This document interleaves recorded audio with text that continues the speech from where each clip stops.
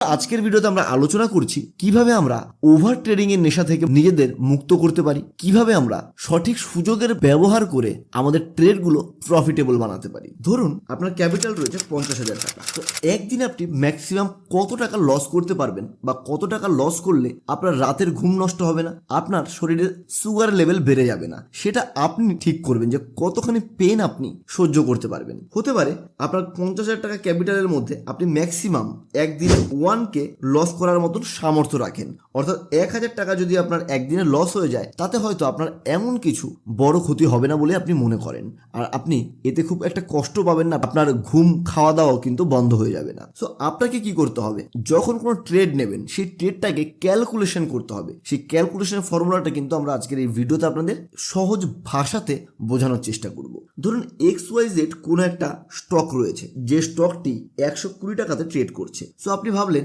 এটা যখন 122 টাকাতে চলে যাবে তখন আপনি এই স্টকটিতে বাইং পজিশন বানাবেন, আর আপনি কোনো প্রাইস অ্যাকশন প্যাটার্ন দ্বারা আপনি এসএল ঠিক করে রেখেছেন 112 টাকা। তো আপনার এন্ট্রি প্রাইস হয়ে গেছে 122 টাকা আর এসএল রইল 112 টাকা। অর্থাৎ আপনি যদি এখানে একটি স্টক বাই করেন আপনার রিস্ক কত দাঁড়াচ্ছে, আপনার রিস্ক দাঁড়াচ্ছে ফ্ল্যাট 10 রুপিস। তো আপনাকে এবার কি করতে হবে, আপনি যেই অ্যামাউন্টটা এই যে এই 1,000 টাকাটা ধরেছিলাম, এটা কারো ক্ষেত্রে বেশিও হতে পারে অ্যামাউন্টটা, কারো ক্ষেত্রে আরো কমও হতে পারে। তো আপনার সর্বোচ্চ রিস্ক নেওয়ার যা ক্ষমতা রয়েছে, যে অ্যামাউন্টটা রয়েছে, সেই অ্যামাউন্টের সাথে রিস্কের ফিগার যা দাঁড়াবে, আপনি বাইং প্রাইস থেকে স্টপ লসের প্রাইস থেকে মাইনাস করলে এই ফিগারটা পাবেন, সেই ফিগারটাকে ভাগ করবেন। তো আমরা 1,000 টাকার সাথে যখনই রিস্কের টাকা অর্থাৎ 10 টাকাকে ভাগ করব তখন আমরা দেখব 100 বেরোচ্ছে। এখানে যা বেরোবে ভাগফল সেটা হবে আমাদের কোয়ান্টিটি, অর্থাৎ সেই পার্টিকুলার স্টকটা ম্যাক্সিমাম আমি এত পিস কিনতে পারবো, 100 পিস কিনতে পারবো। তো এভাবে আমরা বের করে নিচ্ছি যে কত পিস স্টক আমরা একটা ট্রেডে নেব।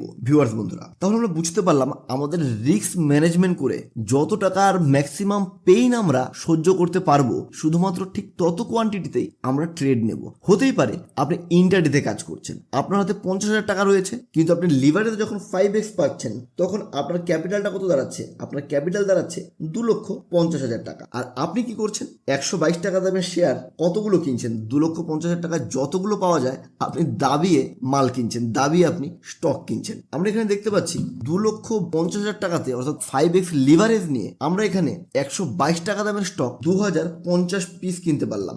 আর এখানেই আমাদের ভুল হয় যে আমরা টোটাল লিভারেজ নেওয়ার চেষ্টা করি যখন ইন্টারডেতে কাজ করি, আর লিভারেজ নেওয়ার পর আমাদের কি দাঁড়াচ্ছে, আমাদের দাঁড়াচ্ছে 2,050টা স্টক। আর 2,050টা স্টকে যদি এখন আমাদের ট্রেড উল্টো হয়ে যায়, আমাদের এসএল থেকে 10 টাকা নিচে, সেই ক্ষেত্রে আমাদের বড় একটা লসের সম্মুখীন কিন্তু হতে দেখা যায়। আমাদের প্রায় 20,500 টাকা চলে যাচ্ছে, অর্থাৎ আমাদের মোট ক্যাপিটালের প্রায় 40% টাকা এক্সস্ট হয়ে যাচ্ছে। আর এভাবেই এরকম ভাবে নিয়ম না মেনে ওভার লিভারেজ নিয়ে কাজ করার ফলেই কিন্তু বেশিরভাগ ট্রেডাররা তাদের ক্যাপিটাল অল্প দিনের মধ্যে হারিয়ে ফেলেন। তো কখনোই গ্রিডি হবেন না, কখনোই ওভার লিভারেজে ওভার গ্রিডের সাথে কাজ করতে যাবেন না।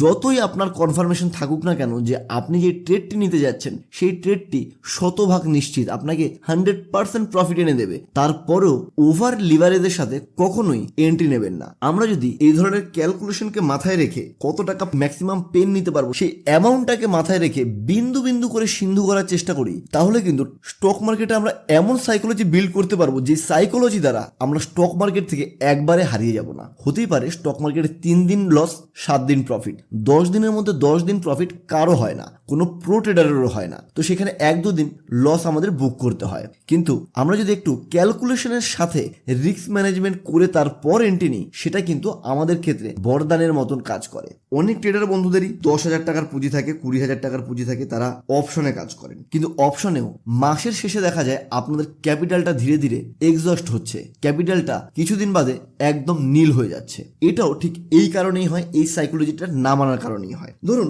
আপনি 102 টাকা রেটে এক লট অপশন বাই করলেন, ধরে নিচ্ছি আপনি কল অথবা পুট যাই কিছু বাই করছেন, আপনার অপশনের একটি লট 102 টাকা করে যদি প্রাইস থাকে, খরচ কত পড়ছে, খরচ পড়ছে 5,100 টাকা। হতে পারে আপনার হাতে 20,000 টাকা ক্যাপিটাল রয়েছে সে সময়, আপনি দেখছেন এখানে তো আরামসে 3 লট আমি অপশন বাই করতে পারি, তাই না? 20,000 টাকায় 5,100 টাকা যদি আপনার এক লটে খরচ হয়, তো 20,000 টাকা ক্যাপিটাল থাকলে আপনি আরামসে 15,300 টাকা খরচ করে 3 লট অপশন বাই করতে পারেন। আর আপনি যখনই অপশন বাই করছেন আপনার কোথাও না কোথাও এসএল লাগাতে হবে, কারণ অপশনে এসএল লাগানোটা আরো বেশি জরুরি ব্যাপার। কারণ অপশন যেমন অল্প সময়ে বড় মুনাফা দেয়, খুব ওপরে উঠে যায়, ঠিক তেমন ভাবেই যত অল্প সময় ওপরে ওঠে তার থেকেও খুব দ্রুত এর প্রাইস নিচের দিকে নেমে যায়। সো আপনার ক্যাপিটালটা যাতে পুরো জিরো না হয়ে যায় তার জন্য আপনাকে অবশ্যই কোনো একটা পজিশনে এসে এসএল লাগিয়ে রাখতে হবে, যাতে প্রাইস ওপর থেকে যদি হঠাৎ করে নিচের দিকে মুভমেন্ট করে আর আপনি যদি এক্সিট না করতে পারেন, সেটা যেন অটোমেটিক সেট করে রাখা এসএল পয়েন্টে আসলে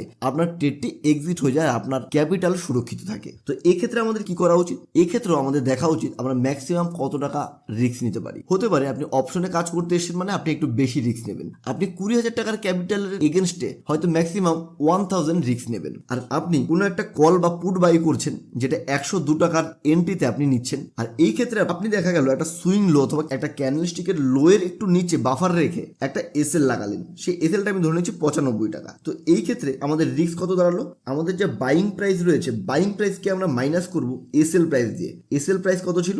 এসএল প্রাইস ছিল 95 রুপিস। তো এখানে আমরা দেখতে পাচ্ছি 7 টাকা আমাদের রিস্ক দাঁড়াচ্ছে, তাই তো? আর এই 7 টাকা মূল্যকে যদি আমরা এক লট দিয়ে ধরি, তো এক লটে আমাদের রিস্ক কত দাঁড়াচ্ছে? এখানে আমরা দেখতে পাচ্ছি এক লটের রিস্ক দাঁড়াচ্ছে 350 টাকা। আমরা আগে থেকে ডিফাইন করে রেখেছি 1k রুপিস আমরা রিস্ক নিতে পারি। তো এই ফর্মুলাটিতে আমরা দেখতে পাচ্ছি ম্যাক্সিমাম আমরা 3 লট অপশন বাই করতে পারতাম যদি 102 টাকা প্রিমিয়ামে আমরা কোনো অপশন পেয়ে যেতাম। তো এখানে আমরা ম্যাক্সিমাম 3 লট পাচ্ছি, আর আমাদের রিস্ক যা রয়েছে সেই রিস্ক অনুযায়ীও আমরা এখানে 3 লট আরামসে বাই করতে পারছি। কিন্তু যদি বিষয়টা একটু অন্যরকম হয়ে যায়, আপনার এসএল 95 রুপিস নয়, আপনার এসএল থাকছে 85 রুপিসে, তাহলে কি দাঁড়াবে? তাহলে আমাদের রিস্ক দাঁড়াচ্ছে 102 টাকা প্রিমিয়ামের দাম, 87 রুপিসে আপনার এসএল থাকছে। তো আপনার এখানে দাঁড়াচ্ছে 15 টাকা পার স্টক। আর 15 টাকা পার স্টক যদি হয় এক লটকে আমরা 50 দিয়ে গুণ করব, তো এক লটে আমাদের রিস্ক কত দাঁড়াচ্ছে?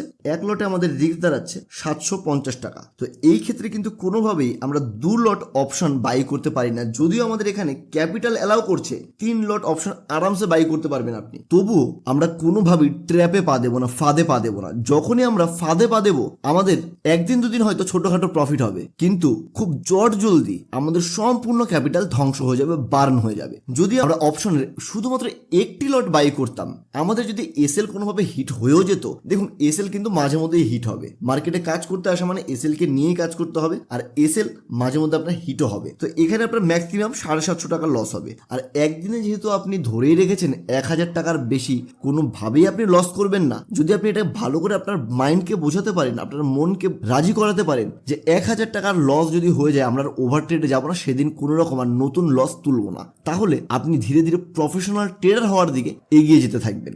আপনার ট্রেডিং সাইকোলজি, ওভার গ্রিডের যে মনোভাবটা ছিল, যে আপনি রিস্ক ম্যানেজমেন্ট না করার ফলে যে মনোভাবটা আপনার ভেতর ধীরে ধীরে তৈরি হয়ে গেছিল, যে সকাল হলেই ট্রেড করতে হবে, ট্রেড না নিলে মন ভালো লাগছে না, কিন্তু যখনই আপনি রিস্কের ম্যাক্সিমাম পেইনের বিষয়টাকে মাথায় রেখে কাজ করবেন, আপনি কিন্তু ধীরে ধীরে এই ধরনের বাজে অভ্যেস থেকে নিজেকে বের করতে পারবেন।